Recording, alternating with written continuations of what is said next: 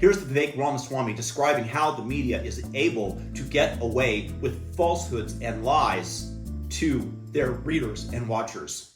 And one after another. It's one anomaly after another. You have Christopher Wray, the media, and I would have the CNNs of the world try to play gotcha with me. But he said there were no there was no FBI agents in the field that day, and no FBI informants. So I said, is that what he said? I mean, just because he said it doesn't mean I believe him, but is that even what he said?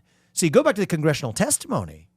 It's not what he said. That's what the media says he says. What he says is, we're not able to answer that question, but what I can tell you is that these conspiracy theories are dangerous or wrong or whatever it is he said. But he never said.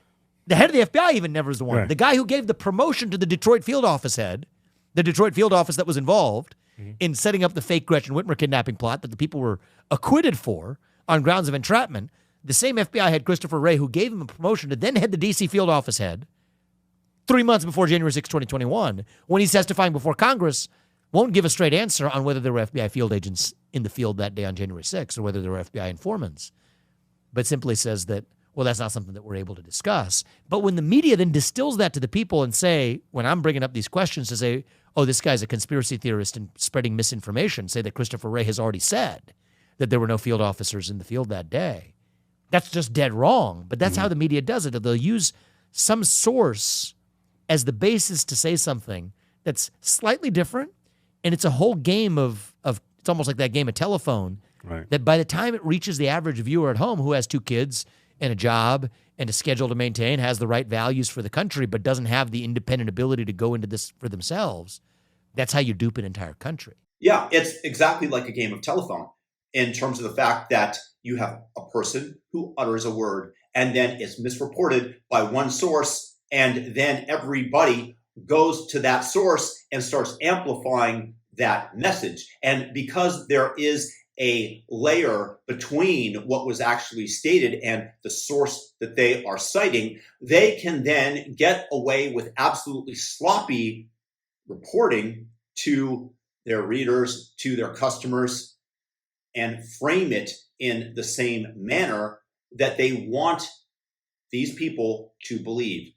The mainstream media is nothing more than a propaganda mill of the Democrat uniparty, and this is the way that they launder their horrific ideas to the population. So the average person, like Vivek said, is there and just reading the headlines and believing what he is being told is truth because he still hasn't lost complete trust with the corporate legacy media. But what in fact they're doing is laundering lies to them. And this is what's so amazing about Twitter, is that people are able to go directly to multiple different sources in order to get the story rather than the narrative that they are trying to get people to imbibe, which is why in Canada they're passing laws that anybody that runs contrary to the mainstream media is now going to be hate. It's going to be hate speech or misinformation or whatever they're concocting. And this demonstrates the importance of the First Amendment and how it protects the knowledge base of society such that we can have conversations internally with one another and error correct, whereas in Canada, that won't be possible because those who are sticking their heads up and say, I think maybe you might be wrong. Well, it's off to prison with ye, eh?